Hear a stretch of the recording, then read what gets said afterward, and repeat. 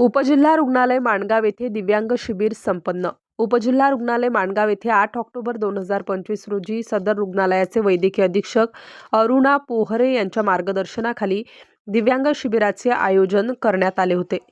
विकलांगत्व हे जन्मजात किंवा जन्मापूर्वीच्या कारणामुळे किंवा अनुवांशिक समस्या, जन्मवेळची गुंतागुंत किंवा गर्भावस्थेतील काही समस्या असू शकतात। तर जन्मानंतरच्या कारणांमध्ये अपघात, आजारपण, विविध रोग, कुपोषण, वादविवाद, सामाजिक घटक जसे की दारिद्र्य आणि आरोग्याच्या सुविधांच्या अभावामुळे दिव्यांगत्व येऊ शकते।